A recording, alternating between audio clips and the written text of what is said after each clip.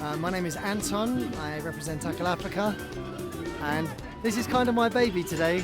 This is the product of 25 of my coaches that were here working with me last week on a coaching course. Now, 16 of their teams are involved in a men's and women's tournament. There is a trophy at stake, but also the main reason for this is to mobilize as many people into the area so they can have HIV testing for free. The way this tournament starts is actually with the coaches that are assembled at the beginning of the course. So there's 25 that come on each course.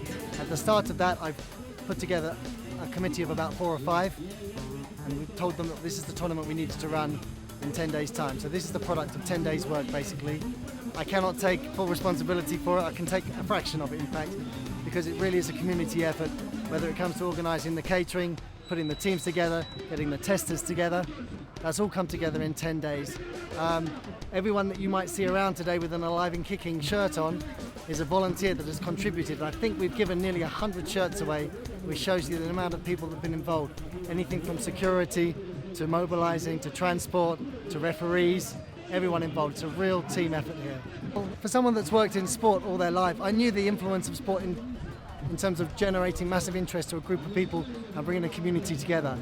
In terms of the HIV, before I came on board with Tackle Africa, I was intrigued to see how effective it was. I'd read all the material, I'd followed the charity for ages because I loved the simplicity of what they did. But even in the first few days, seeing how effective it was just to transfer football skills into an HIV message was really reassuring. Now that I've had my course here with my coaches and been following them for the last 2 weeks, the evidence is already there. Some of them have under 12s, some of them under 24s. And their understanding of HIV already has gone through the roof. The coach's knowledge has already gone through the roof in just the 3 days I had with them. So I think it's incredibly effective. So if I give you the first example of how HIV works, we will set up 2 teams, one called HIV FC, one called CD4 United. We play a 5-a-side match, but when a team scores, the other team loses a player. And we play like that for maybe 15-20 minutes, and then we introduce the HIV. And we now say, you represent the HIV cells, and we discuss how that works in the body, and you represent the CD4 cells, and your job is to defend the immune system against infection and against HIV. So now, when you lose a player, you're becoming weaker, and HIV is getting stronger.